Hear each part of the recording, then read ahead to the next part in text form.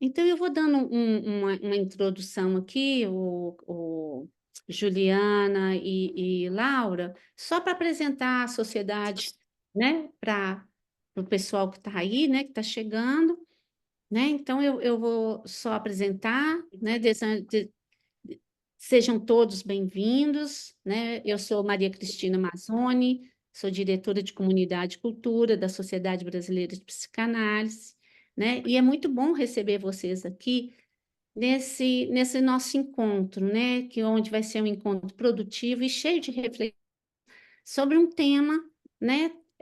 Tão instigante, né? Que Juliana vai trazer hoje, né?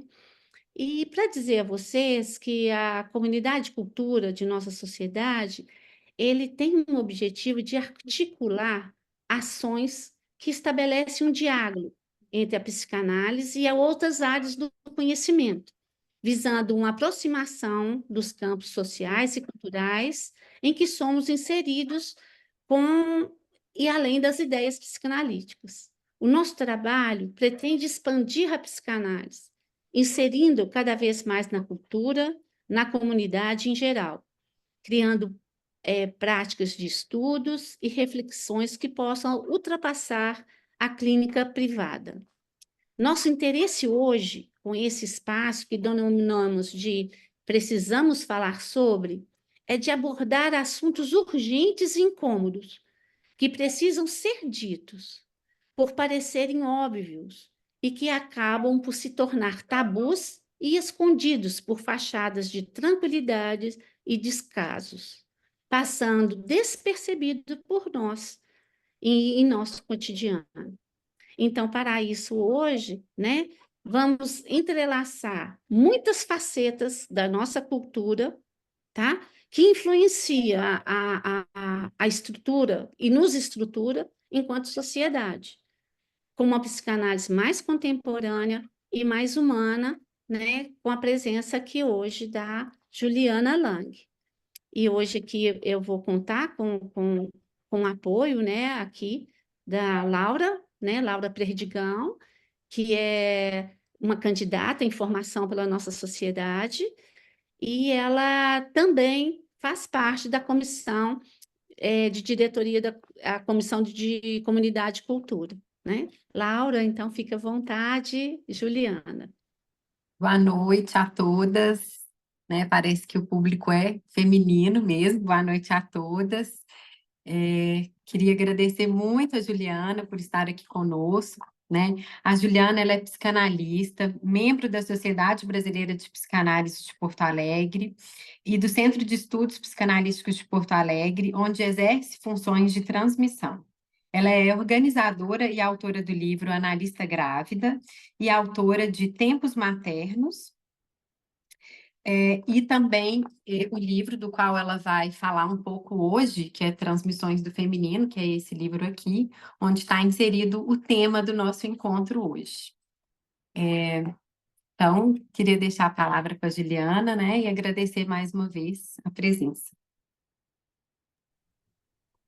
Boa noite a todas. Então, eu agradeço o convite, né, para poder falar sobre esse tema e confesso a vocês que esse é o capítulo favorito do meu livro, porque eu acho que quando eu terminei de escrever, assim, eu pensei, puxa, eu acho que eu não li algo sobre isso ainda, assim, né? E isso me fez feliz no sentido de que foi uma elaboração pessoal também, né? Eu acho que a gente vai poder falar um pouco sobre isso, assim, eu acho que essa ideia de poder falar da psicanálise entrelaçada com a cultura, ela é uma ideia que é seguir o legado freudiano, né? O Freud que eu tenho para mim, assim, é um Freud extremamente preocupado com as questões da cultura, atento a essas movimentações, né? Então eu penso que o nosso compromisso enquanto psicanalistas que tem esse legado e tem essa veia, também é levar isso adiante, né? É poder, claro, se deter muito sobre a metapsicologia, sobre a teoria, mas a gente saber ter uma escuta que não se restrinja ao consultório, né? Que a gente possa fazer essas ligações, assim. Então, eu fiquei muito contente com o convite. E, claro, com a oportunidade também de falar um pouquinho mais sobre esse livro, né? Que foi lançado esse ano, em março desse ano.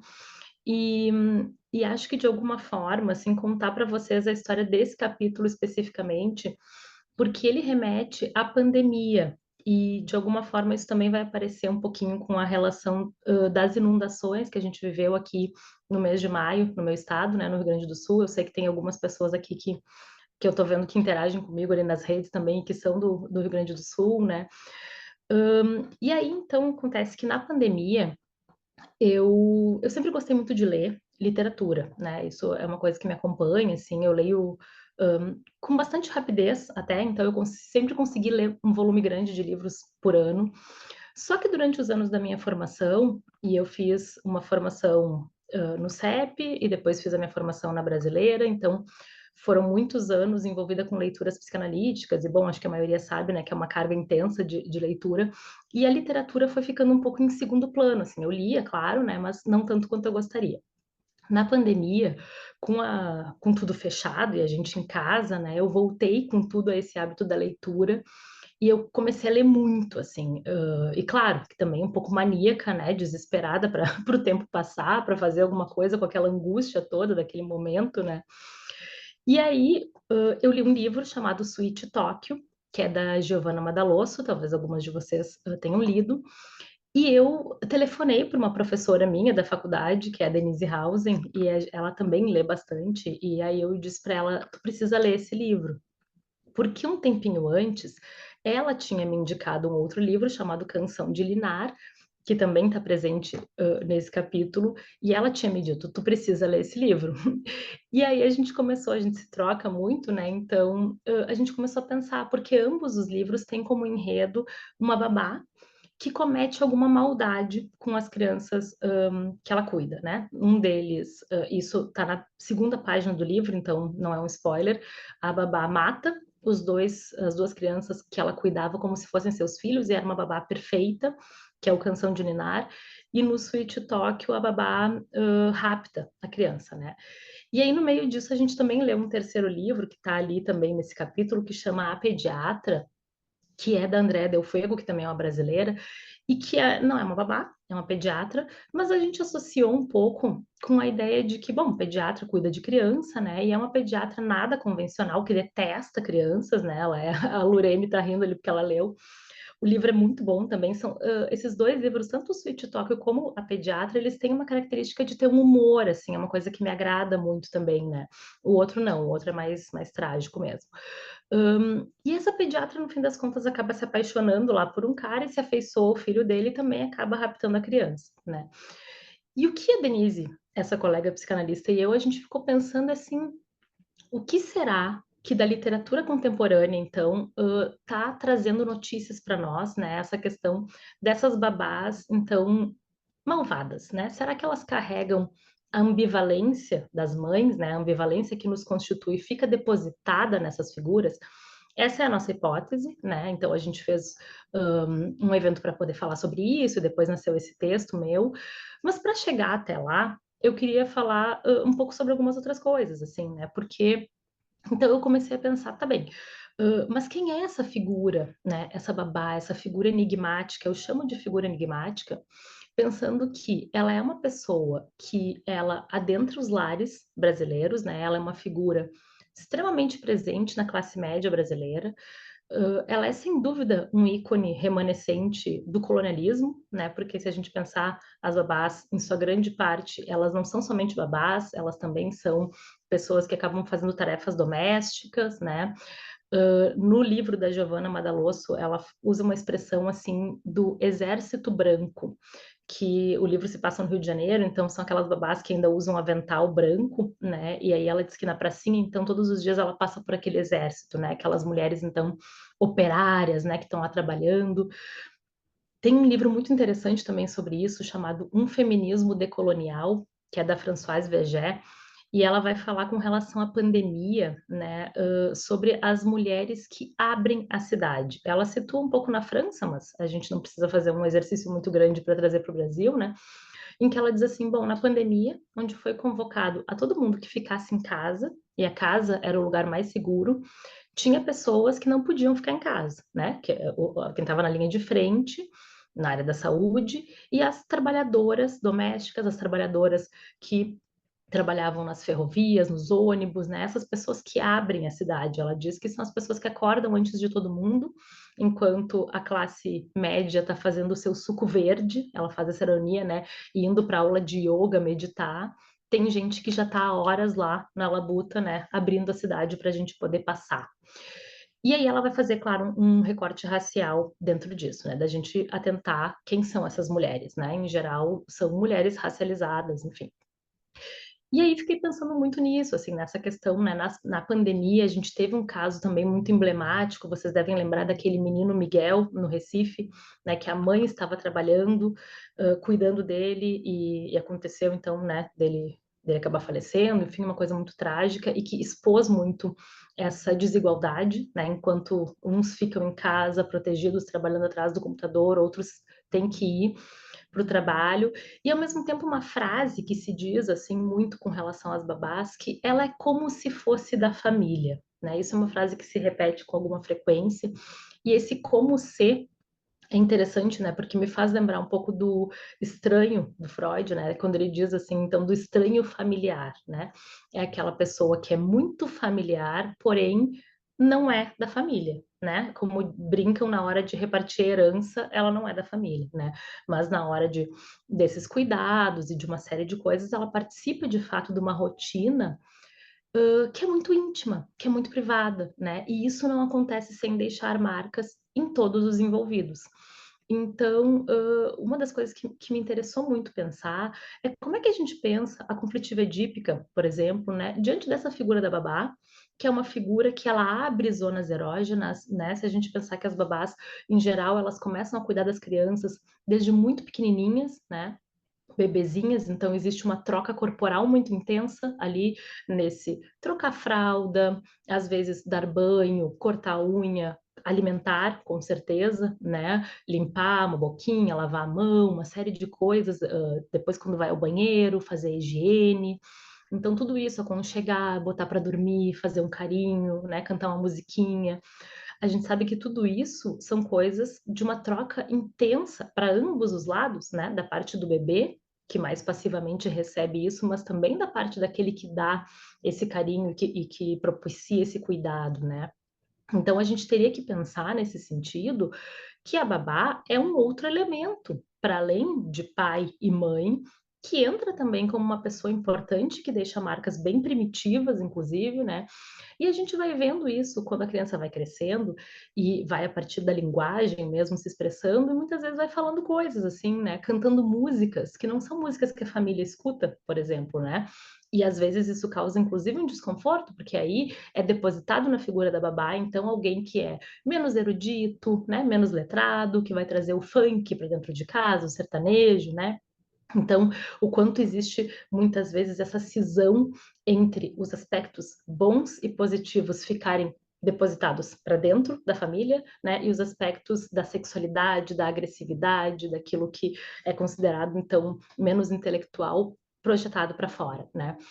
Um exemplo que eu trago com relação a isso, que me causa muito impacto, por exemplo, é a questão das câmeras dentro das casas, né? E aí eu faço um paralelo pensando um pouquinho que na época de Freud, por exemplo, daí vou ter que voltar um pouquinho, depois eu falo das câmeras, se eu esquecer, vocês me lembram. Mas eu fui pesquisar a questão do Freud com as babás, né? Porque eu pensei assim, bom, a gente na formação também lê muito as cartas, né? A troca de cartas entre Freud e Fliess, e tem uma carta muito famosa, que é a carta 70, que fica bem entre aquela carta onde ele fala que não acredita mais na sua neurótica, que é a carta 69, que marca a teoria da sedução e toda então a mudança, né, na questão dos estudos sobre a histeria. E a carta 71, na qual ele vai falar sobre o complexo de Édipo pela primeira vez. No meio dessas duas cartas, a carta 70 é uma carta na qual ele vai falar sobre a sua babá, para o Fliess, né? Então, no meio da sua autoanálise lá, ele vai relembrar dessa velha senhora, que era uma senhora católica. A família do Freud era uma família judia, né? Vocês devem saber. E ela era uma mulher que marcou ele muito profundamente. Então, ele diz que ela acreditava muito na inteligência dele, ela elogiava ele demais, botava ele super para cima, assim. E ela também, por outro lado, fazia algumas ameaças com relação a coisas muito católicas, então, que eram coisas que não existiam na cultura dele, como, por exemplo, a ideia das chamas do inferno, né? E uma coisa bem da religião católica, então que ela ficava, de alguma forma, ameaçando ele quando ele se comportava mal. Ele conta também de uma lembrança na qual ela dava banho nele numa água avermelhada, que seria uma água suja de menstruação, então ele fica com esse registro, assim, então vejam, tomavam banho juntos de alguma forma, né? E aí depois essa babá acaba sendo demitida com uma acusação de roubo, né? E parece que ela tinha roubado mesmo objetos da casa dele, foram encontrados na casa dela, e ela até passa um tempo presa por conta disso, né? E o Freud, nesse momento, a mãe dele tem uma filha, nesse momento em que a babá sai de cena. Então ele começa a pensar quais são os impactos disso, né, da perda de uma babá, ao mesmo tempo em que também ele tem uma certa perda da mãe, né, já que a mãe estava se dedicando aí no seu pós-parto a um bebê recém-nascido. E a gente vai pensando e vai vendo que nos casos clínicos de Freud é muito comum aparecer alguma figura, né, que seja a babá, por exemplo, no caso do Homem dos Lobos, a babá tem uma função bem importante também, né, ela aparece diversas vezes, a Nânia, como é chamada. No caso da Dora, não aparece exatamente uma babá, mas sim uma preceptora, né, que também a gente pode fazer um correlato no sentido de ser essa pessoa de fora, né, esse estrangeiro que vem e é uma preceptora que apresenta coisas da sexualidade para ela, né? Então ela tem um livro, que é um livro que a Dora fica muito curiosa, né? E a partir daí o Freud infere que a Dora já sabia coisas que para uma menina da idade dela não era tão comum, por conta da relação com essa preceptora, que depois vem a se apaixonar pelo pai dela, enfim. Então, nesse recorte, pensando, né, aí por volta de 1900, né, 1910, o caso do Homem dos Lobos, a babá, ou a governanta, ou a preceptora, também tem o caso da Miss Lucière, que é um dos casos do estudo sobre a histeria, que é de uma governanta. Então, também, né, essas mulheres circulavam pela clínica do Freud, seja em pessoa, quando eram atendidas, ou pelos relatos, né, pelos discursos. E a babá, ou então suas similares, eram geralmente aquelas pessoas responsáveis por apresentar a sexualidade para as crianças ou adolescentes com as quais elas conviviam, né? Então, na obra, em diversos momentos, inclusive o Freud usa essa expressão, ela foi a pessoa que me apresentou coisas da sexualidade, né? A sua própria babá. Então, pensando nisso, da água da menstruação, de coisas que ela contava, que ela vivenciava. E me parece, daí chegando lá na história das câmeras, que eu prometi que eu ia falar, né? Que a gente, em termos de cultura, vem tendo um deslizamento um pouco disso, e aí pegando a própria ideia dos livros que eu trouxe para vocês, né?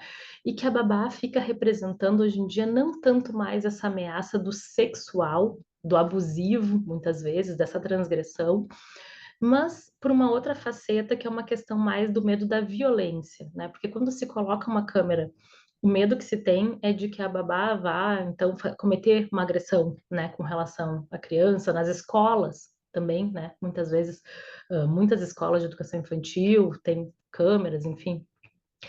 E isso me faz pensar que a gente vive tempos mais paranoides, né? Em que uma coisa é eu ter medo que a pessoa vá, sei lá, apresentar um livro não indicado, uma música, uma coisa assim, para o meu filho, né? E outra coisa é eu achar que ela vai matar, que ela vai bater, que ela vai maltratar, né? Não que eventualmente essas coisas não aconteçam, mas certamente acontecem com uma frequência muito menor do que a quantidade de câmera que tem espalhada por aí, né? Então, me faz pensar muito nisso, assim, o que está projetado sobre essa figura da babá, né? E aí a gente entra numa antropóloga chamada Rita Segato, que ela tem um texto muito importante que ela chama O Édipo Negro, e ela vai falar sobre o apagamento da figura da babá em toda a história do Brasil, né? Claro, ela fala desde o viés da antropologia, a partir de um quadro que ela vê num museu no Rio de Janeiro, né? Em que Dom Pedro está no colo de uma babá, e aí ela vai falar, bom, aquela criança quietinha que é fotografada, ela tá calma porque ela está com a sua babá, que é uma ama de leite ali, uma mulher negra, jovem, porque é a pessoa de confiança dele, e por isso ele se acalmou para fazer uma foto.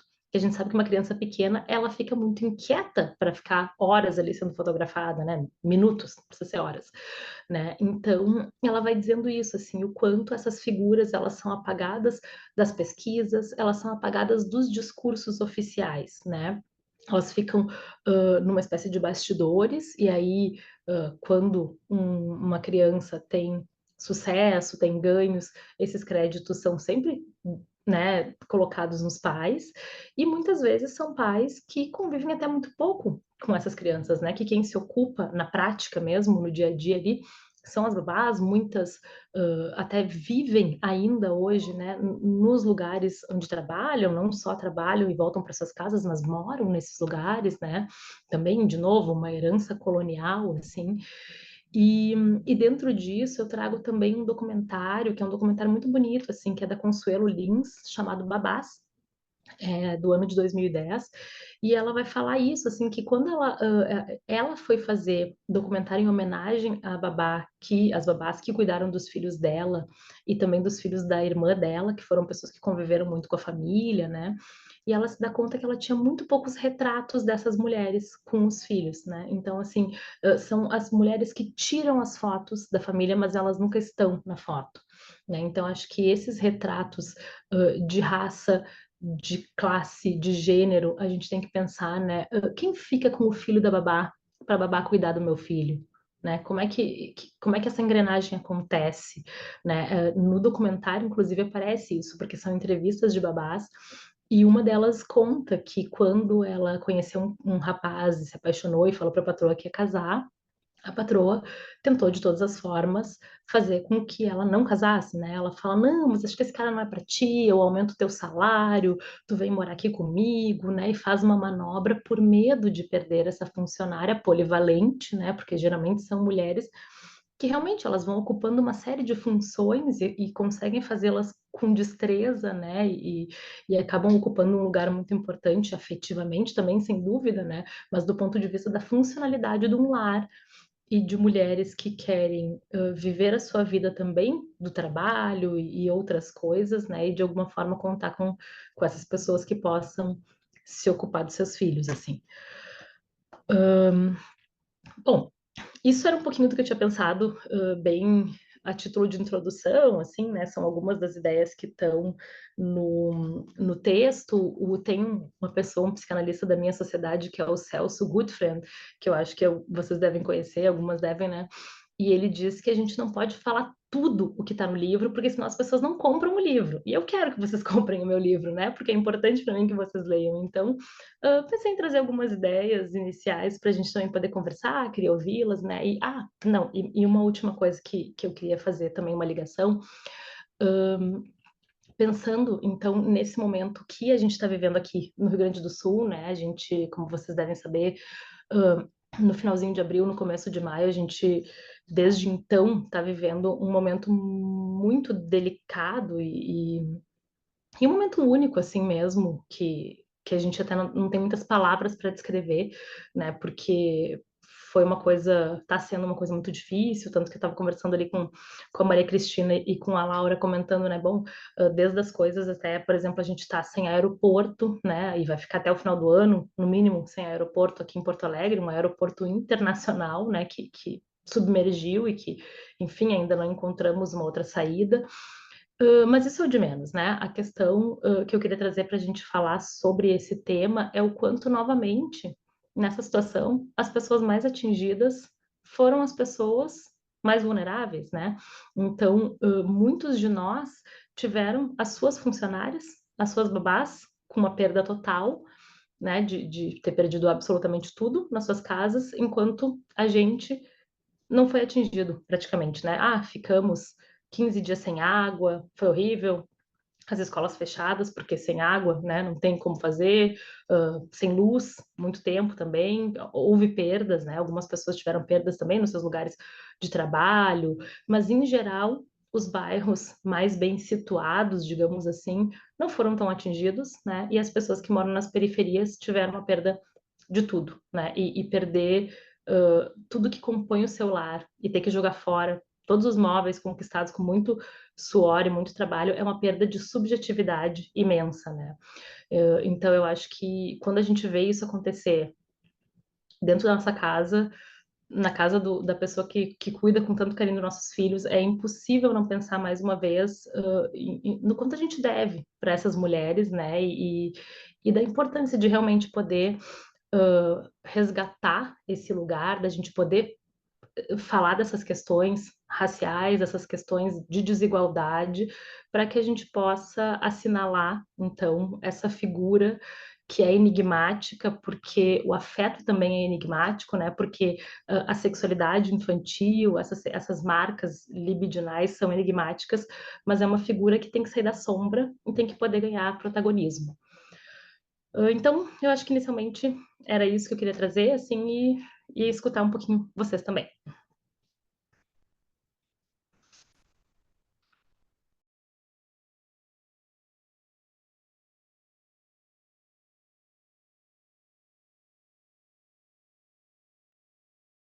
Gente, fiquem à vontade para poder aproveitar a presença da Juliana. Quem quiser começar, eu já tenho algumas perguntas aqui anotadas, mas vamos deixar para o público primeiro.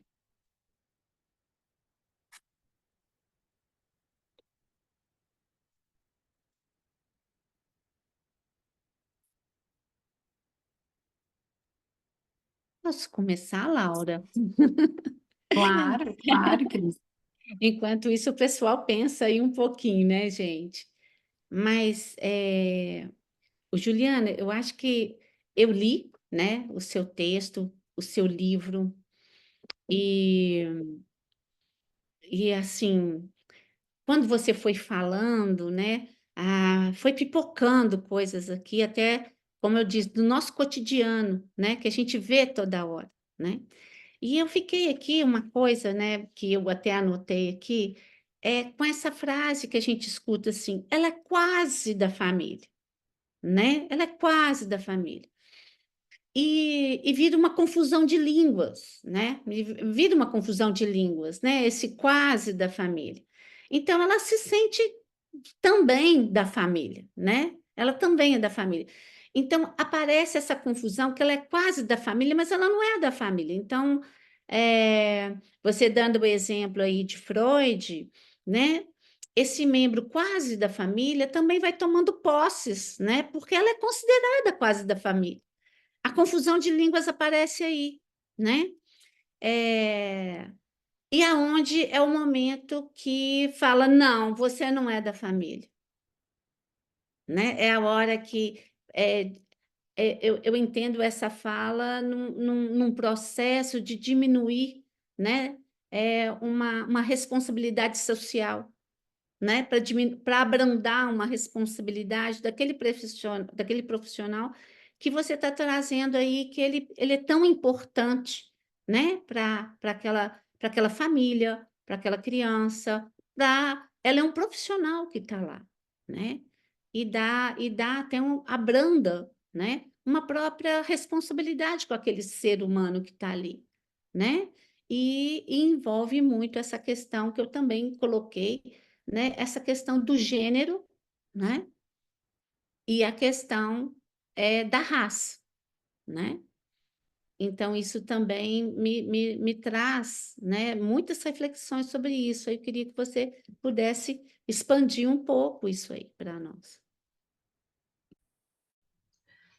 Eu acho que se a gente pensar, por exemplo, a questão do gênero, né? As mulheres historicamente ficam nesse lugar de cuidadoras, né? Então, assim, é muito fácil uma mulher escorregar para esse lugar e é muito difícil, inclusive, para a gente pensar que uma mulher não ocupe esse lugar, né? Que uma mãe, por exemplo, não queira cuidar de seus filhos.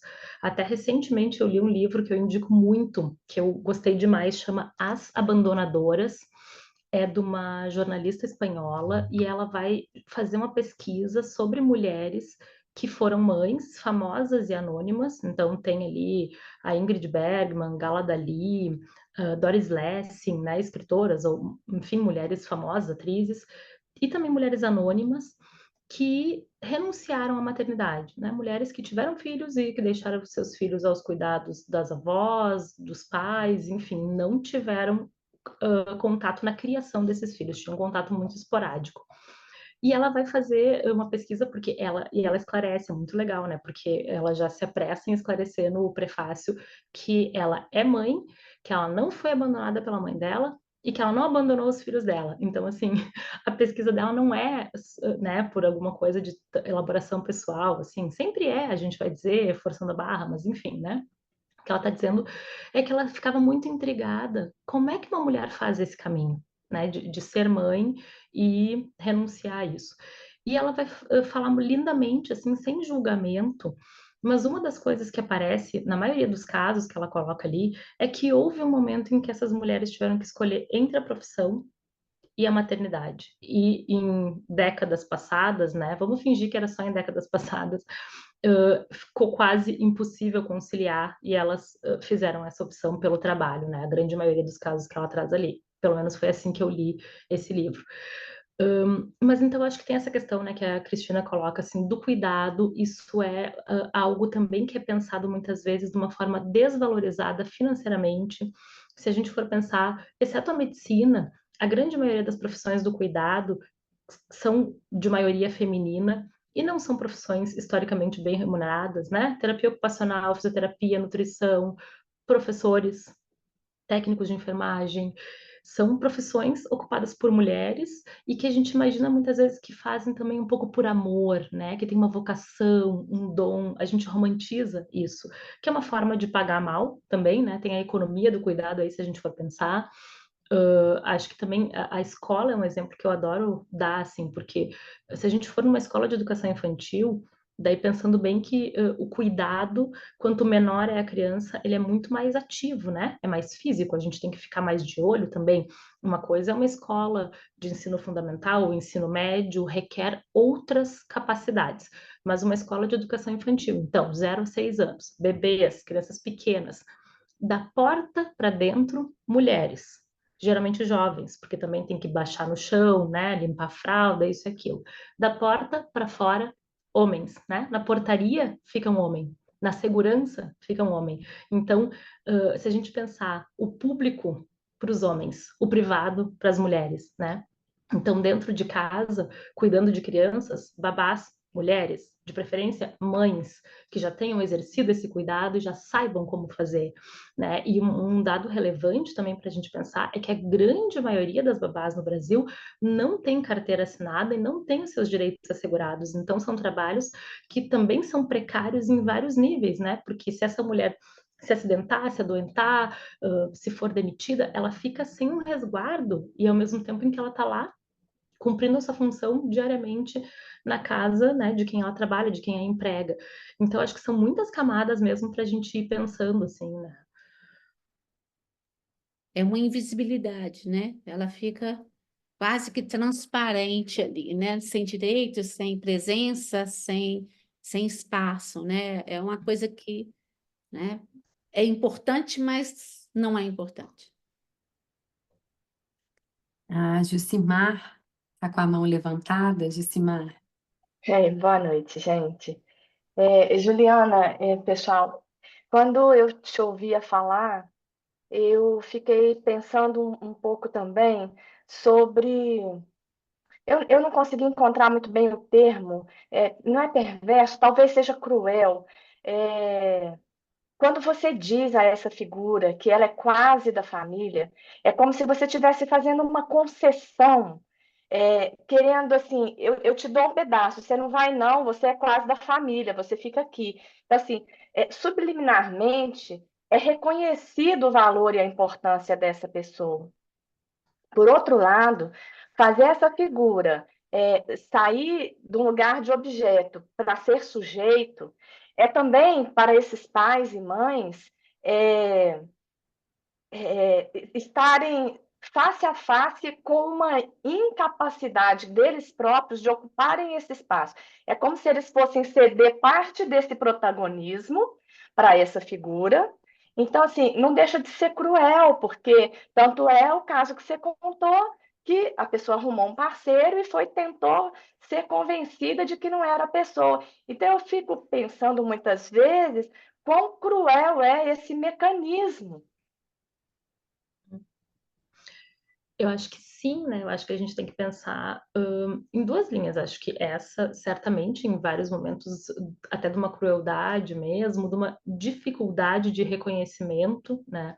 E por outro lado, uma coisa que eu gosto muito de falar é sobre o signo da ambivalência, né? Porque quando alguém fala assim, você é quase da família, não sempre essa pessoa está falando isso por maldade, né, gente? Muitas vezes é porque o sentimento realmente é uma pessoa que está tão ali dentro, né, que, como eu falava para nossa funcionária aqui, né, que é a pessoa para quem eu dedico esse capítulo, eu digo para ela, tu é a fonte das minhas maiores ambivalências, né, porque é isso, tudo me faz trabalhar. Eu dizer assim, nossa, no começo eu nunca imaginei que eu ia estar de teta de fora ali, aí, né? Que uma pessoa tá na minha casa, e é isso, porque a gente daqui a pouco recém pariu, e daí a pessoa tá dentro da tua casa, e ela vira como alguém da família, porque existe uma intimidade que poucas pessoas têm. Quantas pessoas frequentam a casa de vocês de segunda a sexta, né?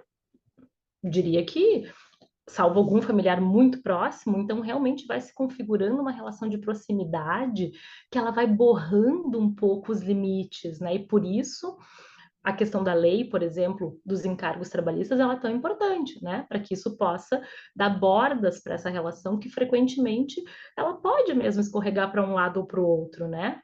Assim como a gente sabe que às vezes é isso. Bom, as babás também vão, entre aspas, se meter na maternidade daquela mãe, no jeito de maternar daquela mãe, porque também tem direitos adquiridos sobre aquela criança de alguma forma, né? E eu acho que a grande questão, tanto que tem um recorte que eu coloco ali no capítulo que é da clínica, né, de uma analisanda, mãe, me contando do primeiro dia em que ela sai de casa para trabalhar, para voltar ao trabalho, então, e deixa o bebê com a babá, né, o seu primeiro filho. E ela dizia assim, foi horrível, né, porque eu não conseguia sair de casa, eu me atrasei, porque eu ficava pensando como é que eu tô abandonando meu filho com uma desconhecida, porque também tem isso, né, até que essa relação vire uma relação de confiança. De fato, é uma desconhecida, é uma aposta, como a gente faz aposta em tantas coisas na vida, né, mas essa, pensando que um filho é algo muito narcísico, é uma aposta de alto risco, né, então, assim, existe algo de um controle, mas também existe algo de amor, de cuidado, daquela coisa onipotente, né? Será que vai fazer como eu faço? E claro que não vai. Vai fazer do seu jeito, né? Não vai fazer do meu. Então, isso é óbvio, que bom, né? Mas para descobrir isso e poder descobrir a liberdade que está posta aí, leva um tempo, né? Então, assim, essas coisas todas das ambivalências maternas também, eu gosto muito de falar nesse tema, porque eu acho que tem muita gente já falando disso, né? Mas não custa a gente falar, é sempre bom, porque Com certeza, ambivalência é um termo muito melhor do que crueldade. Me desculpa te interromper, eu sei que você estava fazendo uma pausa, mas é porque é ah, isso, é algo sobre o qual a gente nem tem a consciência, né? justamente. E que a ambivalência é a marca de todo ser humano, né? A psicanálise justamente ela vai dizer isso, que nós somos seres divididos. Existe uma divisão entre consciência e inconsciente. Nós somos pessoas ambivalentes, a gente quer uma coisa e também não quer, a gente odeia uma pessoa que a gente também ama, né? E lidar com isso e costurar essa ambivalência é a tarefa da vida, né? Porque isso é que nos faz integrar, inclusive quando a gente vive tempos de muita polarização, como a gente vive no nosso país já há muito tempo, né, que os discursos ficam polarizados, ou isso ou aquilo, isso também é causa de muito sofrimento psíquico para todo mundo, né? Porque a gente fica desgastado, a gente fica perdido, isso gera mais tensionamento, né? Não que os tensionamentos não sejam bem-vindos, mas isso, sem dúvida, vai gerando, também vai enfraquecendo o laço social, né, de alguma forma. E essa questão da ambivalência na maternidade, ela fica muito posta, porque, bom, se a gente pensar numa mãe que pariu, e gestou e pariu esse bebê, existe essa fusão originária, então, né, de que, e daí, se a gente tentar, então, trazer mais ainda para o nosso recorte, a maioria de nós, mães analistas, psicólogas, enfim, a gente volta para o trabalho bem precocemente, a gente não volta para o trabalho com nossos bebês com 6, 7 meses, né? Como seria uma licença maternidade mais regular. A gente volta com 2 meses, 3, algumas voltam antes, né? Já ouvi relatos de mulheres que voltam com 1 mês, 45 dias. Então, é muito difícil se desapegar desse bebê, mesmo que seja por alguns momentos, né? Mesmo que a mãe vá, atenda 2, 3 e volte, né? e deixar essa outra figura cuidando. Porque se a gente se der conta do que vai acontecer, essa figura vai passar mais tempo com o nosso filho do que a gente, na prática. É isso, né? Então ela vai imprimir o seu ritmo, ela vai trazer elementos que são seus, e tá tudo bem depois de um tempo descobrir isso, mas nos primeiros tempos da maternidade, que ainda são muito carregados de onipotência, não é fácil abrir espaço para essa figura também sem ambivalência. Então essa é a hipótese assim que eu vou levantando, né, que projetar na babá esse potencial de maldade, né, ficar desconfiada, é um jeito de se livrar da própria ambivalência, né, e de colocar no outro. Então a mãe fica mais livre para, entre aspas, só amar aquele bebê. Né? Tem um artigo do Winnicott que é muito bom, que ele vai listar motivos pelos quais uma mãe pode odiar o seu bebê, né? Porque ela deve odiar o seu bebê, né? E bem, é isso, né? Não tem como só amar ninguém, nenhum filho, por mais que a gente deseje esse filho, por mais que seja a maior fofura do mundo, mas ele também é a causa da nossa preocupação, ele também não nos deixa dormir, fica doente, faz birra, e aí pela vida fora, né? Juliana, você falou justamente o que eu queria perguntar, né, sobre essa projeção da ambivalência da mãe na babá. E aí eu fiquei pensando como que a babá nesse papel assim de abrandar a ambivalência da mãe, quando ela pode suprir assim as funções chatas mesmo, de colocar para dormir, de dar comida. E aí a mãe pode chegar em casa e brincar, e amar, né, e abraçar, porque toda essa parte da rotina maçante muitas vezes foi cuidada pela babá. E aí eu não sei se era sobre isso, né? Esse depositário da ambivalência, acho que tem também outras camadas, né? Porque também tem essa ambivalência da mãe sobre a figura, né? De que está assumindo um papel muito importante, eu sou muito grata a ela, mas também Isso. eu fico enciumada, eu também fico ameaçada, né? Se você puder falar um pouquinho também dessa ambivalência da mãe que vive a gratidão e a ameaça, né? Eu penso, Laura, que esse exemplo que tu trazes, assim, ele é um exemplo muito saudável quando, por exemplo, né, então tá, a babá pode se ocupar de algumas tarefas que às vezes são trabalhosas e que não raro a gente escuta, mas contigo o fulaninho faz super de boa e comigo é uma gritaria, e se joga no chão e não aceita, né, e com a babá vai super numa boa. Então, acho que se a mãe consegue ficar livre dessas intensidades, né, pulsionais, e pode depois curtir um momento mais terno da brincadeira, lúdico, e a babá pode se ocupar daquilo que, afinal de contas, é a sua tarefa, porque vamos lembrar, a Cristina falou antes, é um trabalho, né? Este é o trabalho da babá. Então, ela também sabe que ela tem hora para ir embora, na melhor das hipóteses, né? Tô pensando que seja uma relação correta, e ela vai para casa dela, ela também vai se livrar daquela criança um pouco. Né? Ela não tem que ficar o tempo todo na volta, né?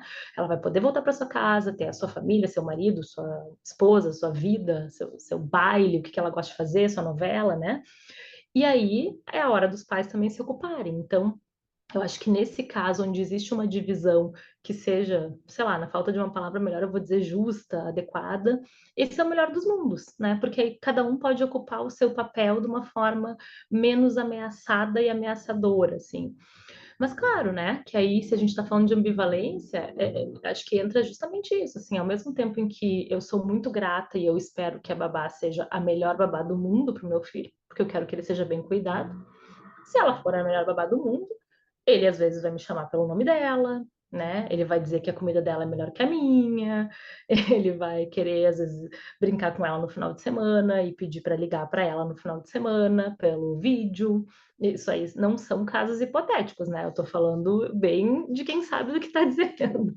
Então, assim, e é isso, como é que a gente vai aceitando essas coisas e ampliando dentro de nós? Que bom, se existe essa figura que eu chamei para fazer parte da minha composição familiar neste momento, é claro que ela não vai passar invisível, né? Até uma das passagens do livro desse Canção de Ninar, ela escreve isso assim. Deixa eu até ver se eu acho aqui para ler para vocês que eu tinha sublinhado.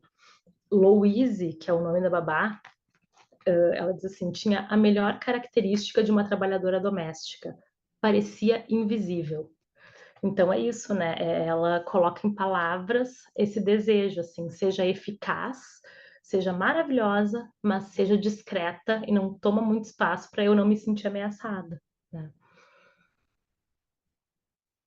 Obrigada, Juliana. A Ibrandina está com a mão levantada. Pode falar, Ibrandina. Ei, boa noite.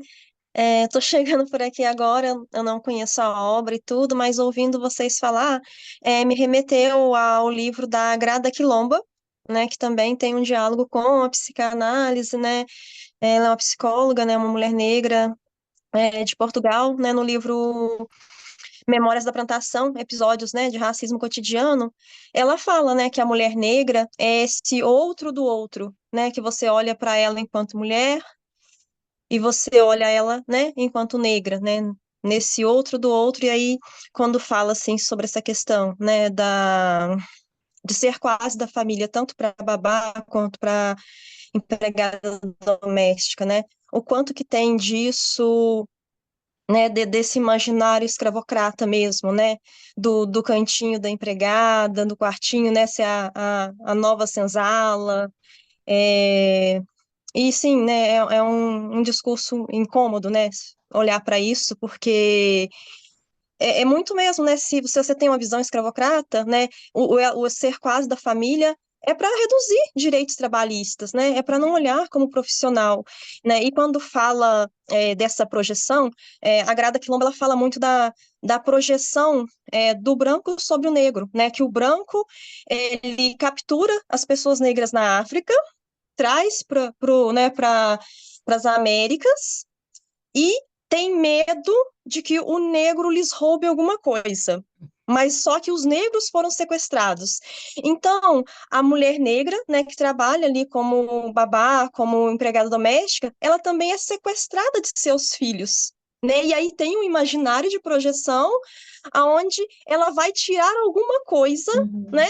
Vai tirar os filhos daquela família, vai tirar alguma coisa daquela casa, mas ela também está sendo sequestrada por não por todo a questão social de classe, né, onde no Brasil raça termina classe, então ela não tem condição de ter, né, um estudo, uma outra profissão, ela precisa daquilo ali, né, de deixar de cuidar de seus filhos para cuidar dos filhos, né, das famílias brancas. A Cida Bento, né, naquele livro dela do Pacto da Branquitude, ela fala um pouco sobre isso, assim, que o legado da escravidão no Brasil é um assunto que os brancos não querem discutir, né, e por isso a gente não avança, porque convém não avançar, né, então, sem dúvida, essa figura da trabalhadora doméstica no Brasil, não tem como a gente não pensar ela como um ícone da escravidão, né, desse período, assim, e como algo que segue sendo uma representante, bem como tu trouxesse, assim, quando se fala que é quase da família, bom, a gente vai abrandando usando todos os atenuantes, né, para que, como se é uma pessoa que tivesse que trabalhar por amor e ainda ser grata a quem está lhe dando um emprego, né? A Sueli Carneiro, ela usa uma expressão também que ela fala sobre o matriarcado da miséria, né, que tem a ver com isso, assim, de que também nesses casos acabam sendo mulheres, né, que vão sendo então retiradas das suas famílias e algumas até começam a trabalhar em casas de família muito cedo, adolescentes ainda, né, não são nem mulheres, são meninas no caso. Então, de como isso ainda é algo que vai se repetindo e muitas vezes sem a menor consciência de que é algo que está fora da lei, né? De que é algo que é uma chaga do nosso país, assim.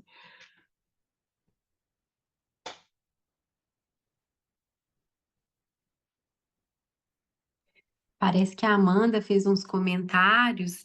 Amanda, você gostaria de falar para gente? Eu posso ler aqui o seu comentário? A Amanda fez um comentário. Não tem isso de quase da família. É preciso que a babá ou empregada doméstica seja vista somente como uma profissional a cumprir horário e funções previamente combinados.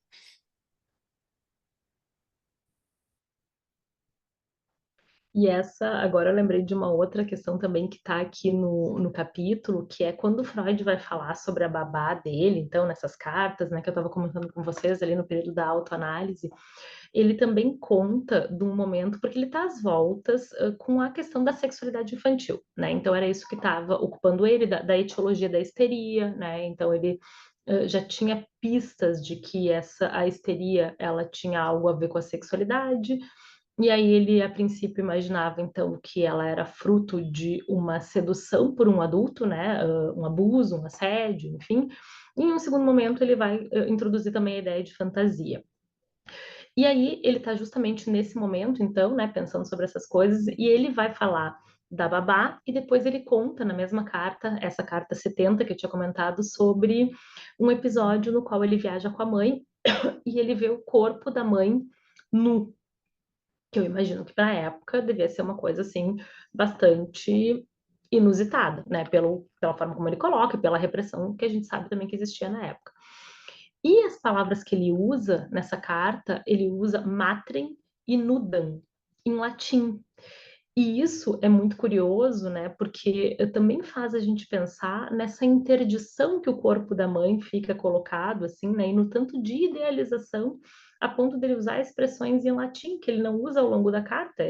A carta tá em alemão, né, que era o idioma que ele escrevia, e essas duas expressões que são para qualificar o corpo da mãe e para falar de uma visão que possa ter sido excitante, né, de ver a mãe nua, então, para qualquer criança, enfim, né, de estimulante, ele usa, a gente pode pensar como um representante do recalque, enfim, né, mas, de novo, como isso também colabora muitas vezes para essa cisão, né, onde a mãe fica colocada num lugar de inacessibilidade, de intelectualidade, de perfeição quase, e a babá fica num lugar corriqueiro, fica num lugar mais do ordinário, assim, né?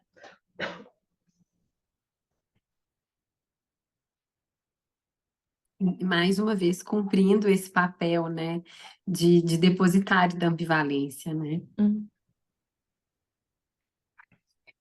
Gente, mais alguém gostaria de fazer uma pergunta?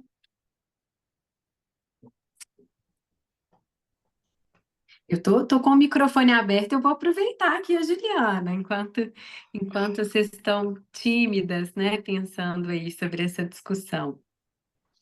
Eu fiquei pensando, Juliana, nesse afeto enigmático, né, que se traz, assim, de alguém que participa da intimidade, cuida, né, da criança, do bebê, se liga, se vincula, mas é paga, né, para isso, claro, né?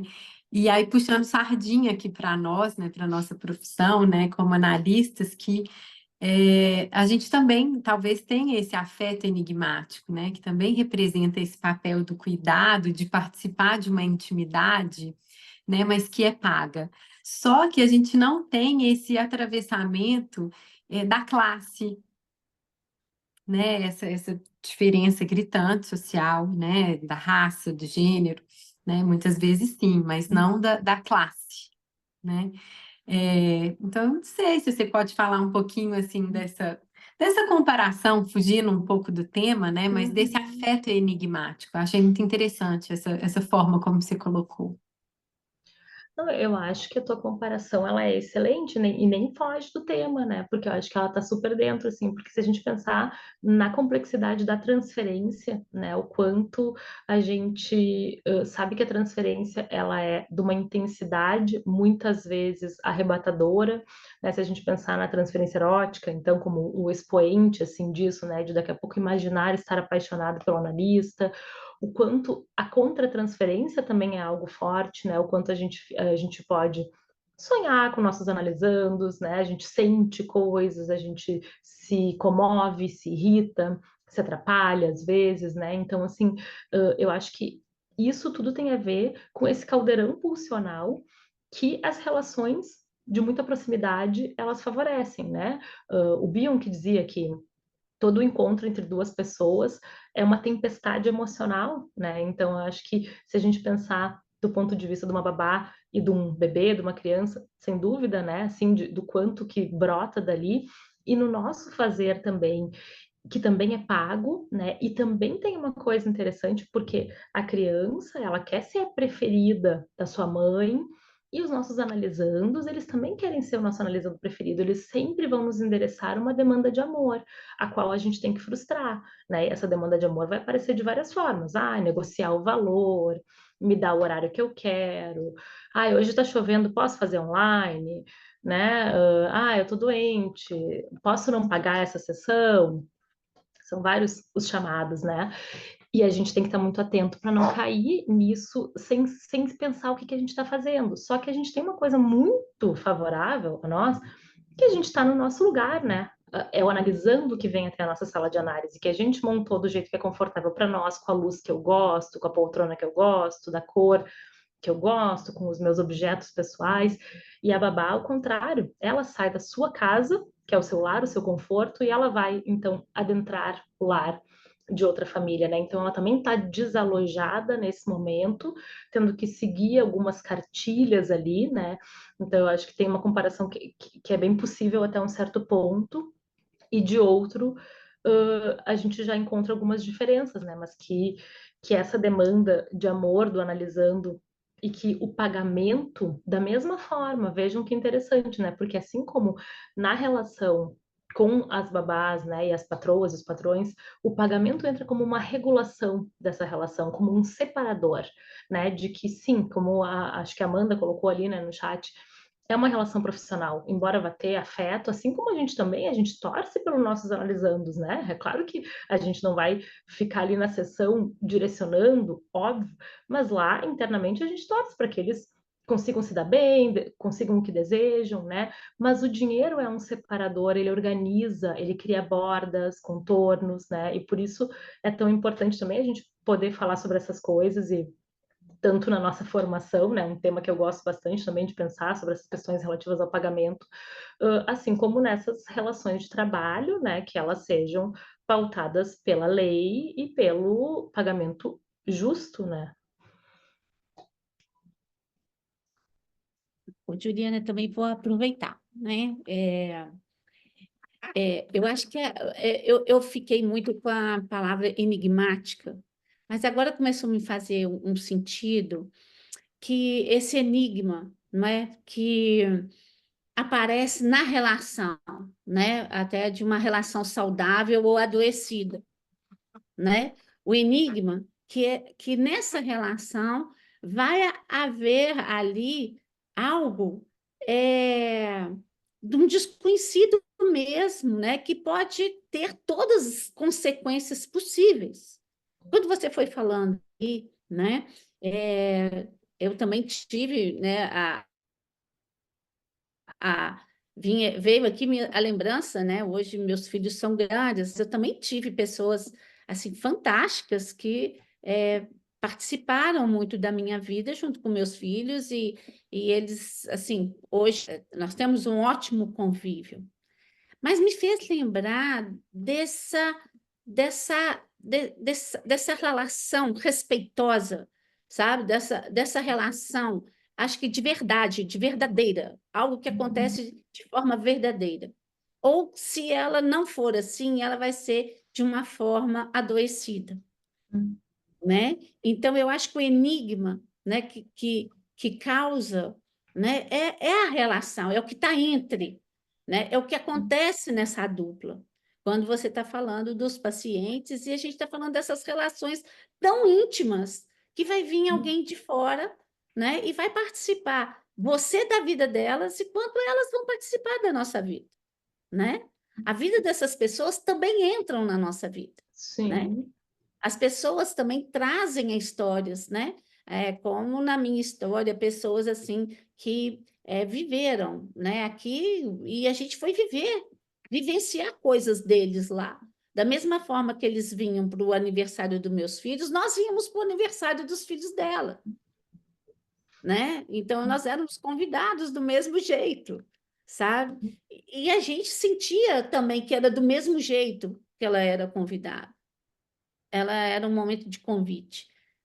Então, assim, como esse entrelaçamento, né, cultural, saudável, de respeito, vai fazer esse enigma, né? Uhum. Esse enigma, eu acho que é onde você colocou da estranheza, né, que acontece, e por que que às vezes dá certo ou por que não dá certo, né? Que relação é essa? Eu penso assim, freudianamente, né, que a questão do enigma é o grande enigma para o Freud é como é que a gente lida com as diferenças, né? Claro, ele vai falar da diferença sexual, mas também como uma metáfora, né, para a gente pensar. Então, eu acho que isso que a Cristina traz, assim, como é que eu lido com isso que essas pessoas que vão entrar na nossa casa vão trazer, né? Sair de um lugar centrado de onipotência, de que tem que ser do meu jeito, né? Eu acho que daí, bem aquilo que a gente fala sempre de aceitar a castração, né? Tem a ver com isso também, com poder saber que é uma via de mão dupla e lidar com essa diferença. Tem um exemplo que uma pessoa me contava a respeito da babá, ela dizia assim: ai, às vezes eu chego em casa, eu arrumei a bebezinha lá com uma roupa, né? E aí, enfim, depois ela faz xixi, bebê pequeno, todo mundo sabe que troca de roupa 1000 vezes, né? Vomita e tal. E aí, quando ela chegava em casa, a roupa que a babá escolhia nunca era uma roupa assim que ela achava que combinava muito, né? Ela dizia assim: ah, eu não botaria aquela calça que era listradinha com uma blusinha de flor, por exemplo, né? Mas eu nunca disse nada, porque eu acho que não tem que dizer. Porque eu acho que quando ela tá com a bebê, ela tem o direito de escolher a roupa que ela vai colocar. E eu achei bonito isso, assim, né? Também, tipo assim, não tem o certo e o errado, né? Talvez não é do gosto dela, mas ela foi, e ela disse que nas primeiras vezes era um pouco difícil, e depois isso nem era mais uma questão, né? Enfim, e até o ponto que daí daqui a pouco as próprias crianças também começam a querer escolher suas roupas. Mas eu acho que é um exemplo singelo que fala um pouco disso, assim, como é que a gente tolera sair desse centramento narcísico, que é achar que eu que sei o que é bom para o meu filho. E essa é uma tarefa para a vida, né? Porque, esse papo bonito, assim, de que a gente não cria os filhos para a gente cria para o mundo. Tá bem, é um chavão, assim, mas na verdade, na clínica psicanalítica, a gente vê muitas histórias muito aprisionantes, né? De pessoas que não foram minimamente possibilitadas de conhecer o mundo lá fora, e que precisam da nossa ajuda para romper essas barreiras endogâmicas, né? Que vão sendo criadas e que vão sufocando e vão criando sintomas graves muitas vezes, né? Então, eu pensaria um pouco por aí, assim, essa questão da alteridade, do respeito, né? E da intimidade que se vai se formando também, mas que seja uma intimidade respeitosa, né? Não uma intimidade no sentido de perder alguns critérios, pelo contrário, de construir caminhos que vão servindo para balizar essa relação. Não é unilateral, né? Hum. Eu acho que me fez esse sentido de dizer, olha, é uma dupla, né? Tem um campo, tem algo que Uhum. existe ali, né? Que vai ter que ter essa relação, essa interação, né? Então, eu acho que é aí que realmente, né, tem toda a história, né? Todos os caminhos que podem surgir daí. A subjetividade está na forma de cuidar, né? Então é preciso respeitar a forma de cada um cuidar, né? A Fabrícia estava com a mão levantada, mas aí Tá. abaixou, Fabrícia, você Não, não, desistiu? não desisti, não. Estava só esperando o momento mesmo. Juliana, te agradecer primeiro, né? Que assim, muito, muito enigmático, muito importante o que você está trazendo para a gente. Eu fiquei aqui muito pensativa nisso que você trouxe, né, Laura? Porque assim, são duas relações, tanto essa relação familiar, né, da babá com os nossos filhos, o que a gente constrói junto, como que acontece mesmo no consultório, né, da gente enquanto analista, porque são relações muito atravessadas, né, pela afetividade, não tem como, é inegável isso, né? A gente, enquanto analista ou enquanto analisando, é uma presença que é isso, que está fora e que está dentro, que a gente interioriza, que se torna realmente uma relação ali muito íntima, né? Esse quase da família, como a Juliana trouxe, eu entendo como algo, muitas vezes, que é real, né? Que criou um laço, que criou um vínculo,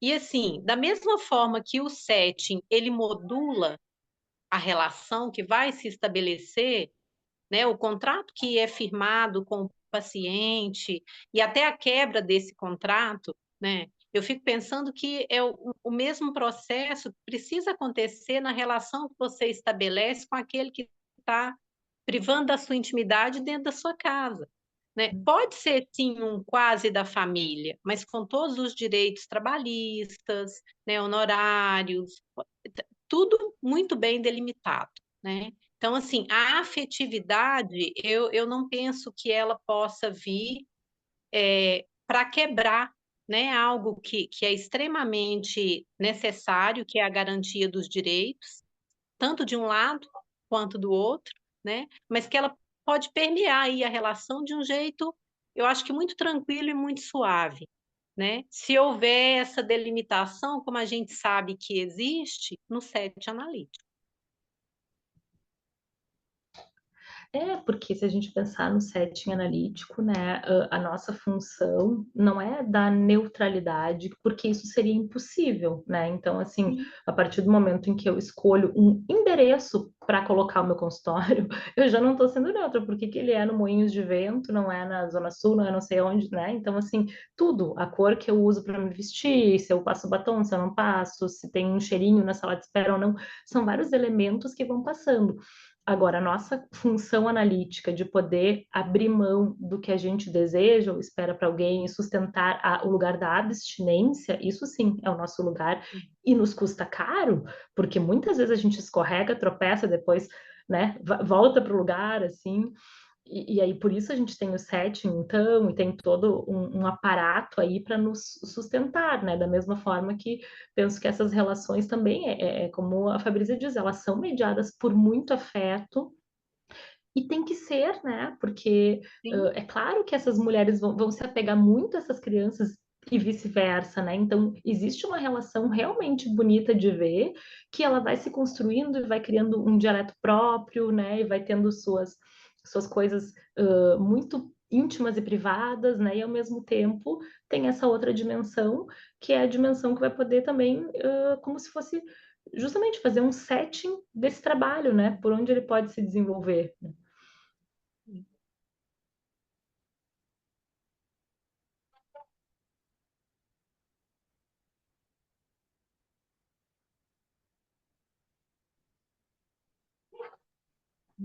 Eu fico pensando também como que é delicado esse lugar de fala mesmo, né?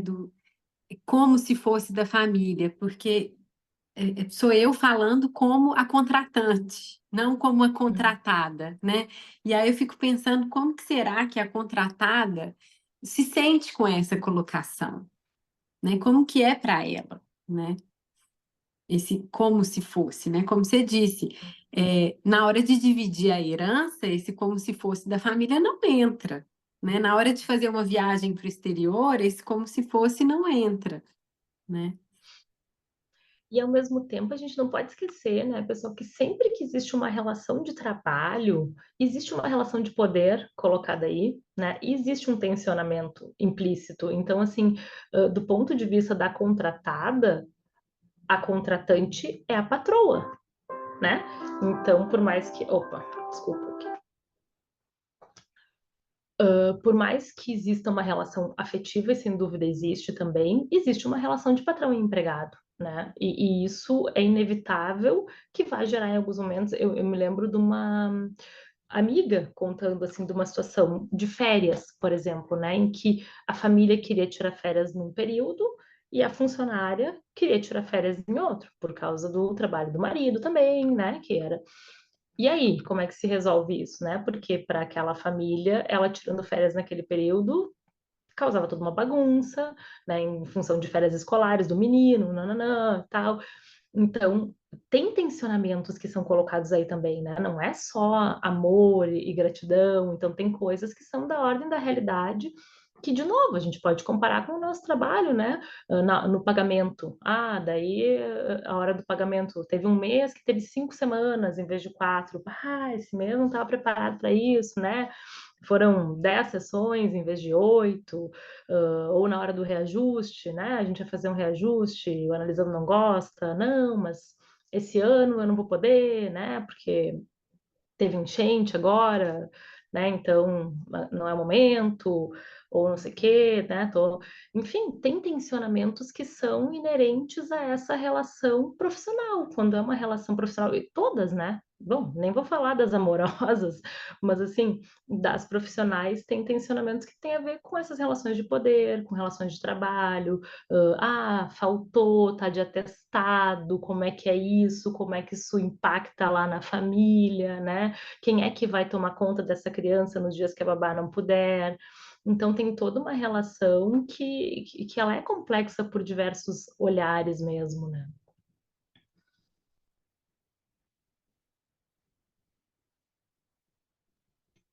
Tão importante, tão complexo, né? E olhar, né, para, para essa individualidade, né, que também a pessoa se coloca, vamos dizer assim, ela se disponibiliza, né, para ser a babá, né? Eu me coloquei agora no lugar da babá, né? Que ela se disponibiliza para ir, né, fazer isso, né? Como a gente disponibiliza para ir para o nosso consultório cuidar de alguém, ela também se disponibiliza, né? De ir cuidar, né? Daquilo que não é dela e cuidar, né? E que vira uma relação, talvez, que a gente está colocando familiar, é a seriedade com que ela vai trabalhar com isso. Como nós nos colocamos na seriedade de trabalhar com os nossos pacientes, né? Então, quando a babá se dispõe a isso, não é? Fica bem familiar. A ideia do familiar, né? Bem bacana.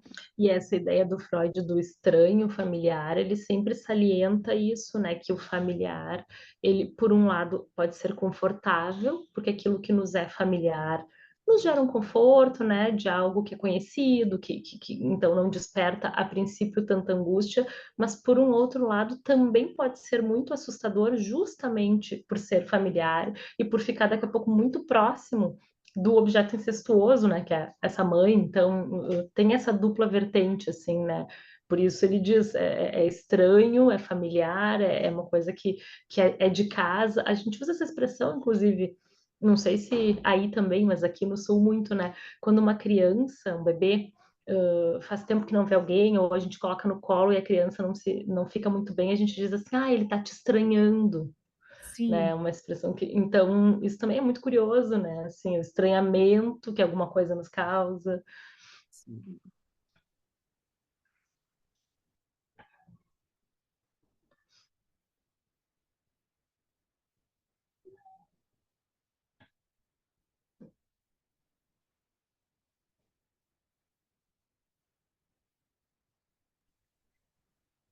Acho que a moça Jucimar saiu, elogiou, né, bastante, agradeceu, Juliano, né, esse bate-papo tão rico, né, tão importante. Eu acho que é trazer esses incômodos, né?